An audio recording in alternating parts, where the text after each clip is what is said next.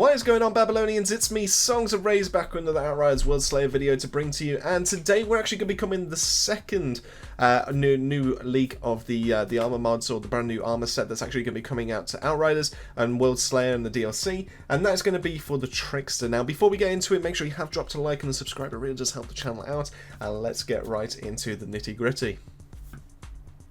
Okay, so as before, what we're going to do is we've got a video that's going to be showing right now, and what we'll do is we'll play it out because we don't have the raw files as it currently stands. What we'll do is we'll just click play on this. We'll just mute the microphone and let it play out, and then we'll go through it properly and do it that way. So without further ado, let's click play.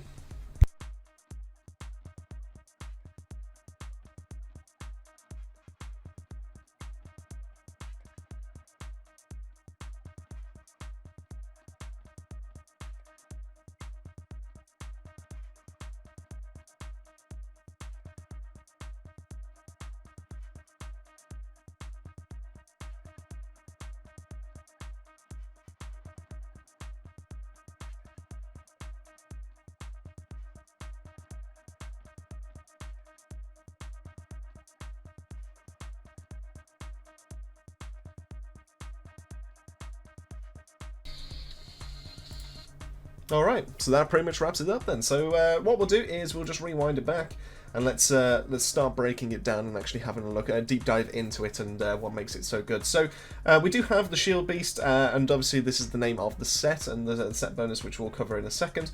But overall, it's pretty clean. I've got to be honest. Once again, they've kind of smashed it out of the park once again with the aesthetics.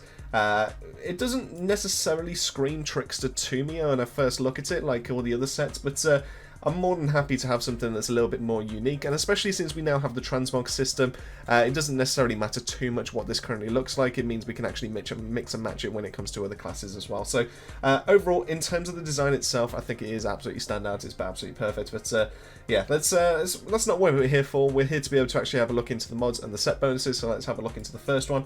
So this primarily kind of focuses on Venator's Knife. So if you are going for a Trickster build and you've primarily gone for like top tree firepower Trickster, so you probably won't have used Venator's Knife too much when it comes to that, because while Venator's Knife is actually pretty decent and it does give a nice damage kind of increase, most of the time people tend to stay away and actually go for Time Rift as well to be able to actually control those crowds. So this one is actually going to be giving us some nice tier 3 mods to actually help us out with Venator's Knife. So the first one we actually get to see is Hive Cut, where damaging a marked enemy marks other nearby enemies. So this is a way that you can actually throw it out. You line up so many enemies, you mark them all up, you then kill one, and what it will do is it will kind of do like an AoE in a way, to be able to trigger that mark to transfer to other enemies, and it just continuously keeps going. So it's like a domino effect in a way, and it just keeps that additional damage going. So I think this is probably one of the main reasons why to be able to help this out, because while we had something like Pain Transfer for Time Rift to be able to spread it down the line of enemies, this way is now you're able to do it a little bit more manually, but you are able to actually consistently deal more damage to a bunch more enemies, so you don't have to rely on where the randomness of where that skill actually does land and where it does hit. So overall, I think this is a very nice kind of mod to be able to actually pick up for Venator's Knife. Now, I'm not going to say that I'm going to make out that I'm like a Trickster main or anything like this. So I'm not going to, come out here and say this is going to be top tier or anything like that. It's definitely not my kind of forte. But I can see this actually being used, and I'm kind of interested in actually using this myself. So therefore, I know other people probably would actually be more inclined on that kind of level as well. So Hive Cut overall is a really nice mod to actually pick up. I do think that's probably going to be one of the better mods to actually come with this set. Now, unfortunately, the same can't be said for the next one, for my opinion, because Trophy, which Venator's Knife marked enemies when they're killed drop energy orbs that grant additional shields. Now, obviously the intrinsic healing when it comes to Trickster, they are able to, in close range, when they kill an enemy, able to heal themselves and then actually provide themselves a chunk of shield.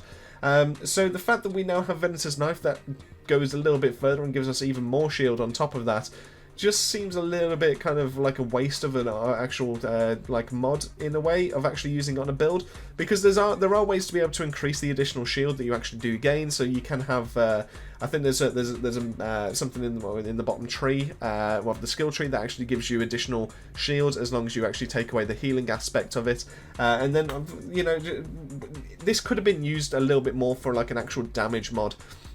you know, or something that's a bit more utility-wise, rather than actually just giving us additional shield. Now, granted, the shield will actually fit straight back into the set bonus, so maybe there is an argument to actually be using it there, but in terms of like a firepower build, you definitely want to be staying clear of this one. I just don't think it really kind of fits the aesthetic, but maybe there is an argument that you can actually use this with the set bonus to be able to give yourself additional anomaly power. So it's not for firepower. I do think it's kind of more geared towards anomaly power, but without further ado, let's go on a little bit more. And the only thing that I think is a little bit of a cop-out is the fact that the next mod that they actually featured is ShieldBeast. And ShieldBeast is a mod that already exists in vanilla Outriders. Now, of course, you know, they're kind of showing off the shield interactions. They're trying to show off the fact that you know, if you actually do lose all of your shield, you can actually do a damaging blast in an area and actually give yourself a nice bit of crowd control and all that kind of thing. But I do think this probably should have been geared towards like showing off the brand new stuff rather than actually showing off that kind of interaction. Let us figure that out on ourselves, because there are a couple of other things that we can actually have a look into. So the feature mode ShieldBeast, yes, okay, there is an argument to actually be made for this. Okay, you know, there is a chance that, but the cooldown on this is going to probably be the killer. Now, we do actually get to see the cooldown of this in a second, so I'll hold off on that and do, you know, that kind of information until we actually get to the actual build sheet. But pretty much that just wraps everything up. Now, the only thing that we have noticed here is the fact that there's a new gun that we actually haven't seen before. We haven't seen this shotgun. That's definitely a brand new aesthetic, and you know, there's definitely two guns. There's a shotgun and then there's what looks to be a double gun.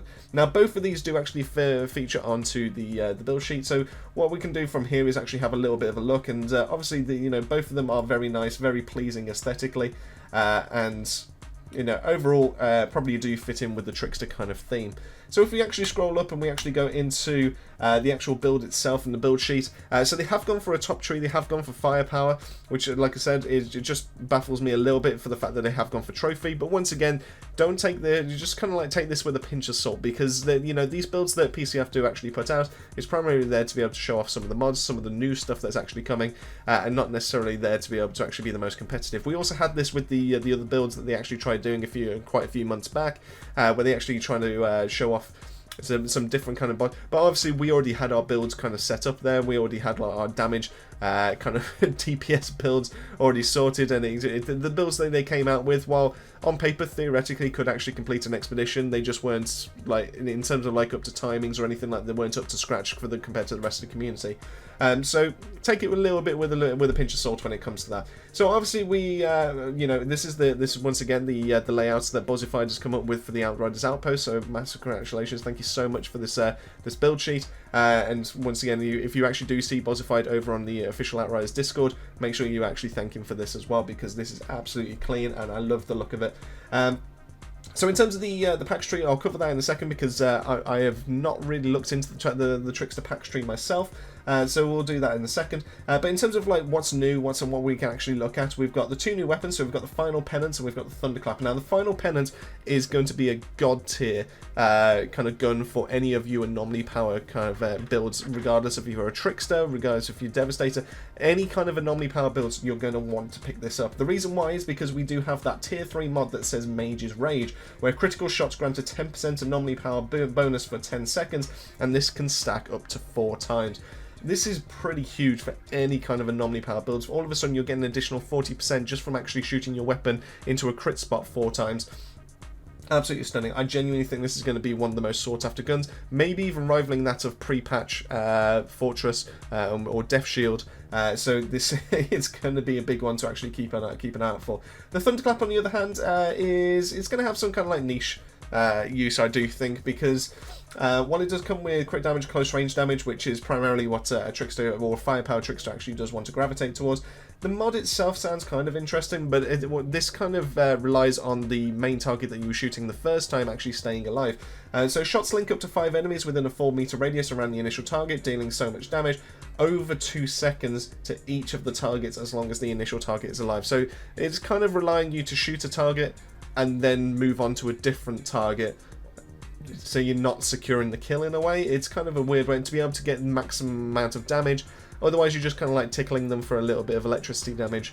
You know, it seems a little bit awkward for me, but once again, once we actually get our hands on this, maybe there's actually something a little bit more to it.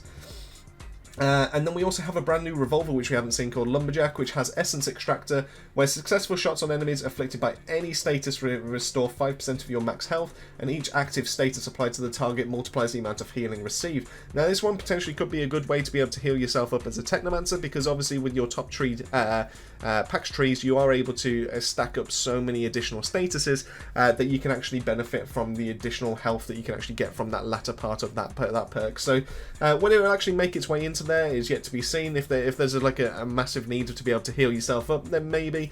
But in terms of that, it's not really offering us any kind of like damage. It's not really offering us any additional utility. And if you're a trickster and you're not really using any kind of statuses intrinsically in the first place, then you're not going to get any kind of benefit from this. You're just going to purely get 5% of your health every 3 seconds, which is kind of poor in that kind of sense.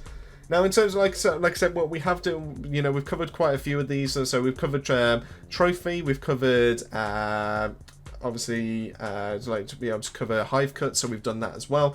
There is a couple others that we actually haven't seen before, which we didn't get to see in the trailers, which is Body Count, which goes on your Twisted Rounds. When the skill ends, the next Twisted Rounds cooldown is reduced by 10% for each enemy that's killed during its activation, up to 90%. So instead of having ways to be able to consistently keep your rounds up, what you can actually do is have a gun that's able to consistently kill 8 to 9 enemies, and then when the rounds do actually run out, you then have a very, very short cooldown ready until your next current Twisted Rounds. So this could be a different way to be able to use this, and this would also give us a great way to be able to refresh any kind of like perks that are actually in the skill tree that actually do use Twisted Rounds to be able to actually trigger additional damage or anything like that. So actually that's kind of on the nice side. And then we also have Skull Piercer. While the skill is active, critical damage is increased with every critical shot up to 20%, and this bonus resets when the skill ends. So you work your way up to an additional 20% crit damage, which is kind of on the nice side, but once again it is kind of low at the same time. So I can see a few people kind of steering clear of that one, unless it just comes on the set that they're actually just playing to be able to use. You could also just get lucky with it actually being in your Apocalypse gear as well, which obviously, if you got that, then you'll be laughing as well. Now, in terms of the set bonus, every single percent of shield, it increases your anomaly power by 1%. Now, this is a little bit on the weird side as to why they've actually gone for this and then gone for a top tree firepower. Now, we can actually see that Final Penance does have anomaly enhancement, so they are able to actually benefit a little bit more from this, but you're not getting a high amount of anomaly power in the first place, so therefore I'm a little bit baffled as to how this is kind of supposed to work.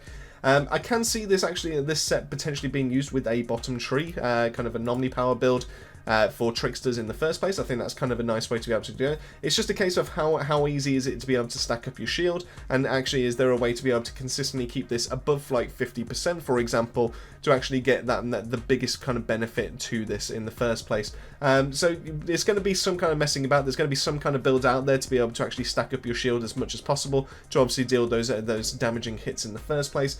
So I'm kind of excited to be able to actually get my hands on that, to be able to give that a bit of a go. It sounds like a bit of a challenge that I'm actually kind of looking forward to as well.